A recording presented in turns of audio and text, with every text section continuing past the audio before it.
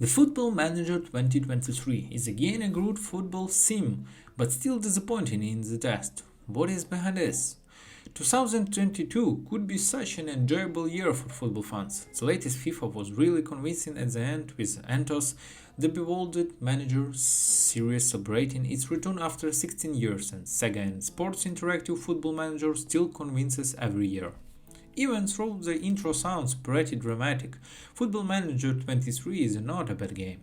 It is not worse than its grandiose predecessors, which conquered of millions of players year after year. In a sense, you can expect exactly the same game as in previous years, as an incredibly comprehensive management simulation that allows you to perform all the tasks at head coach and sports director, down to the smallest detail.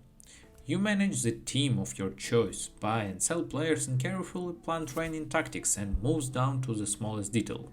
Of course, only if you want to, because you can also let the co-trainer and other AI assistants take over almost everything and download well-honed tactics from Steam Workshop if you feel overwhelmed by dozens of different tasks and customization options. That still works brilliantly. Like in all tactical foxes, we immediately lost ourselves in hours of analysis of statistics, intelligence and tactics options. After all, it takes a lot of work to get Rot-Weiss Essen out of third league of Bundesliga to the German Championship. And yes, if you love Football Manager anyway, the old familiar gameplay loop is just as fun again as it had been in year past. The Squad Planner wants to be a big innovation. The screen that will help us share our roster for the next 3 seasons doesn't seem wrong at the first glance. In practice, however, this scene turns out to be basically a revamped representation of the squad. What can we do at players from Overwatch List 2? You can use it, but you can also leave it alone. In practice, we have only occasionally paid attention to the experience matrix, which quickly show us what stage of development all our players are. But even this information we could gather almost as quickly on the screens we already had. The same applies to high-profile changes in scouting section. The new screen is minimally prettier and crisper, but nothing has changed in terms of functionality under the game.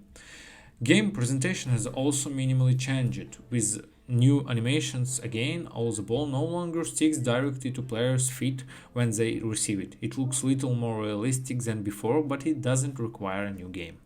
Ultimately, all innovations and improvements either fall into the category of completely normal or completely unnecessary, such as a new timeline in which you can view your biggest success. For us, after 10 seasons, it's been almost entirely talent buying, and we're sure that hardly any player would want to drop by more than once.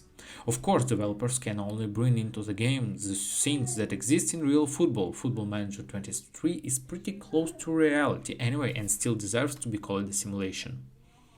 But there are so many obvious construction sites that remain untouched for years. For example, the national teams that are still integrated into the game are absolutely rudimentary.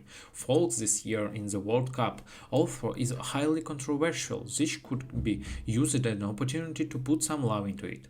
The sterile looking 3D graphics are also in urgent need of major overhaul. Ideally in a completely new engine, early mini updates are no longer enough.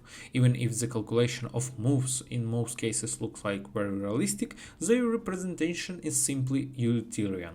Due to the lack of real innovation, the verdict this year is quite clear. Do you have already Football Manager 22 or 21? Then by all means save your money and just download the database update.